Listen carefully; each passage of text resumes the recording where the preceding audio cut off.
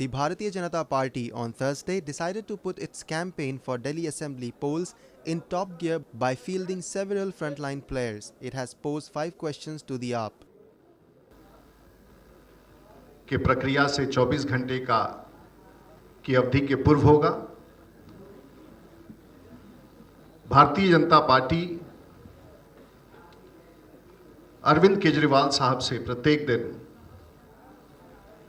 5 सवालों का उत्तर चाहेगी ताकि दिल्ली की जनता को पूरी सच्चाई, उनके मन में क्या है, उनकी सोच क्या है, उसके बारे में जानकारी मिल सके।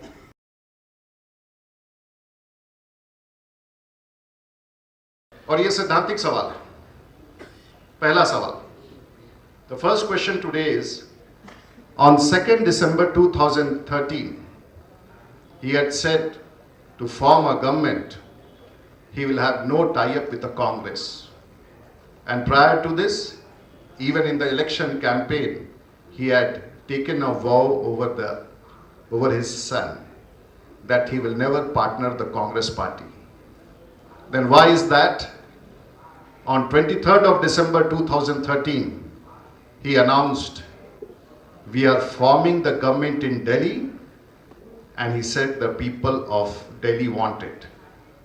भारतीय जनता पार्टी ये पूछना चाहेगी कि उनकी वो नैतिकता उस दिन कहां चली गई थी।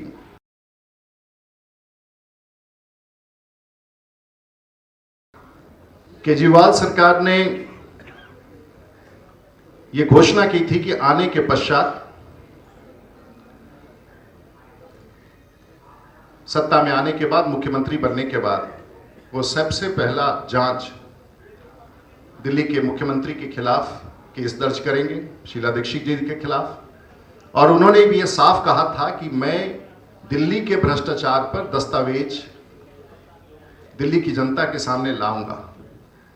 सत्ता में आए, मुख्यमंत्री बने, भारतीय जनता पार्टी यह जानना चाहेगी कि दिल्ली के पूर्व मुख्यमंत्री के खिलाफ, श्रीमती शीला दीक्षित जी के खिलाफ उन्होंने दस्तावेज सार्वजनिक क्यों नहीं किया।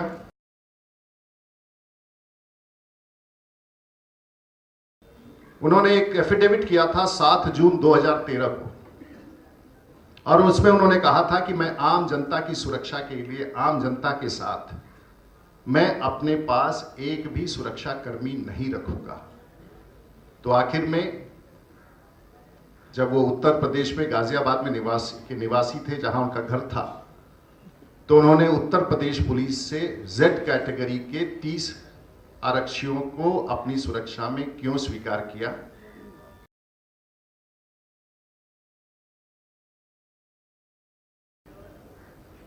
Bharatiya Janata party would like to know and would like to place on record that when he came for swearing in, he traveled in a metro. He used a wagon R to come for the swearing in. Then why did his government initiate a move to ask for SUVs to be used for official purpose?